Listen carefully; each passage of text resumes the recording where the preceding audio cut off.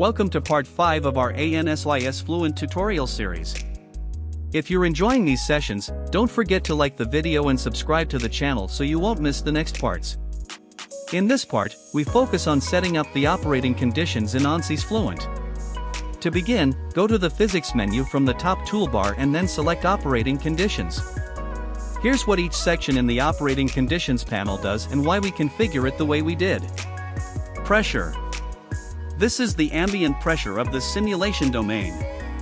The default is 101,325 pascals, which represents 1 atmosphere. This is standard for simulations involving air at sea level and doesn't usually need to be changed unless you're simulating under special conditions, for example high altitudes or pressurized environments. Operating pressure. This sets the reference pressure for the entire domain. Again, we used the standard value of 101,325 pascals. This reference helps Fluent accurately calculate absolute and gauge pressures in the simulation. It's especially important in compressible flow or combustion simulations. Reference pressure location. This defines the location in the domain that Fluent uses as a reference to calculate absolute pressure. You can usually leave it at the default unless your domain has significant height differences or you're dealing with hydrostatic pressure calculations. Gravitational acceleration. Since our model involves natural convection or buoyancy effects, we need to enable gravity. And because in our model the vertical axis is aligned with the z direction, we set the gravitational acceleration to -9.81 meters per square second in the z direction. This is the standard acceleration due to gravity on Earth, and the negative sign indicates it acts downward. Buoyancy parameters. If you enable the buoyancy model for natural convection, you'll specify the operating temperature here. This is a reference temperature used to approximate changes in density based on temperature variation. It simplifies the buoyancy calculation. Variable density parameters. We checked the box for specified operating density and entered 1.225 kilograms per cubic meter.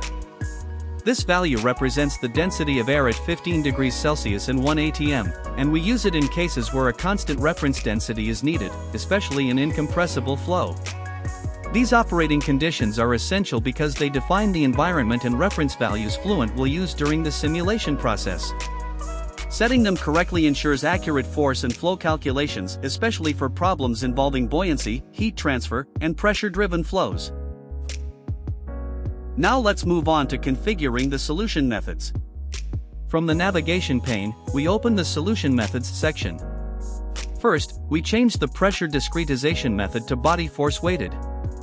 This method is especially recommended when your simulation includes significant body forces, for example, gravity or buoyancy. Since our model involves gravitational acceleration acting in the z direction, using body force weighted allows ANSYS Fluent to compute pressure gradients more accurately in areas where those forces dominate. This is crucial for problems involving natural convection or thermal buoyancy, like in building ventilation or fire simulations. Next, let's update the energy equation to use the second-order upwind scheme. This method is more accurate than first-order upwind because it takes information from a wider range of neighboring cells to estimate gradients and fluxes.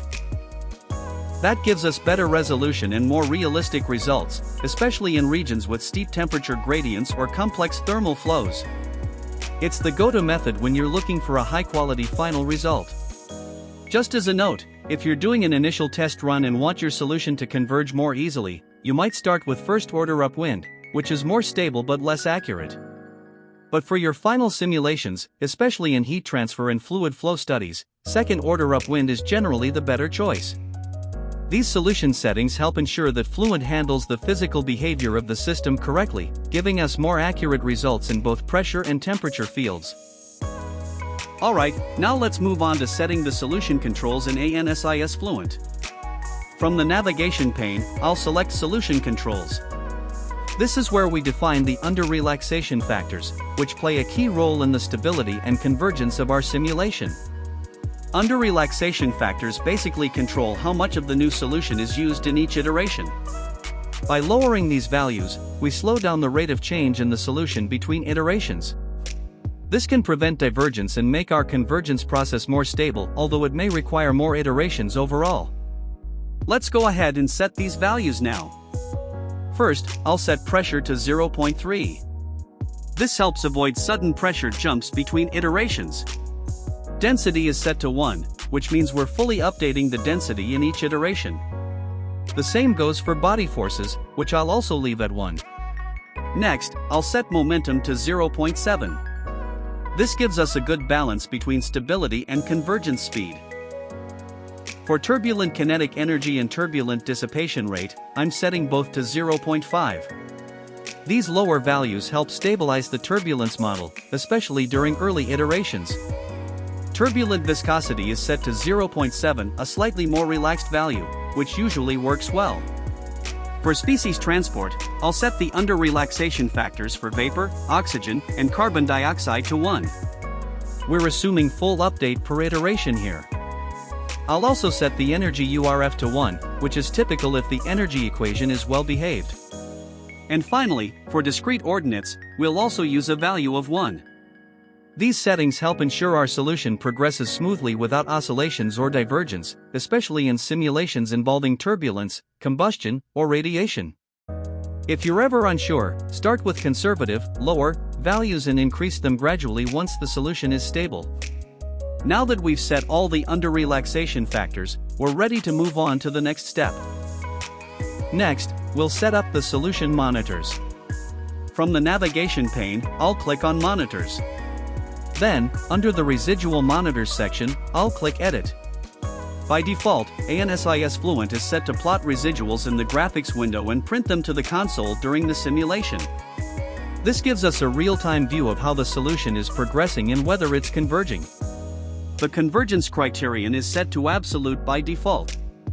This means the solver will continue iterating until all residuals drop below the threshold values defined in the equations panel. These absolute criteria serve as convergence indicators. If needed, you can change the convergence criterion to none. Doing this means Fluent will no longer stop automatically when the residuals fall below a set value. It will continue running until it hits the maximum number of iterations you've specified. In most cases, it's recommended to leave the criterion as absolute unless you have a specific reason to monitor convergence differently. Once all the settings are adjusted, go ahead and click OK to apply the changes. Before we move forward, let's go over some important notes regarding monitors and convergence evaluation. In buoyancy-driven flows, the solution can often exhibit transient or oscillatory behavior, even in steady-state simulations. This means the residuals may not steadily decrease, but instead show small fluctuations or oscillations. Because of this, you should not rely solely on residuals to determine convergence. Instead, it's recommended to use solution variable monitors and flux reports to better judge the true behavior and stability of your solution. Residuals are still useful. They give us a general sense of whether the solution is stabilizing, but they might not always tell the full story, especially in complex flow situations. If you're seeing a steadily oscillating solution in a steady-state run, one common approach is to switch to transient mode and continue the simulation. In many cases, those oscillations will reduce or smooth out after a few time steps in transient mode, giving you more reliable results. To get the best overall picture of convergence, always combine surface or volume monitors with the residual plots. This gives you a much clearer indication of whether the flow variables and key outputs have stabilized. Alright, so that wraps up this part of our ANSYS Fluent tutorial where we covered solution controls and monitor settings to ensure proper convergence. I hope you found this video helpful and informative. If you did, don't forget to leave a like and subscribe to the channel so you won't miss any upcoming content. Also, make sure to hit the notification bell so you're the first to know when the next part is released. So stay tuned. Thanks again for watching, and I'll see you in the next video. Take care.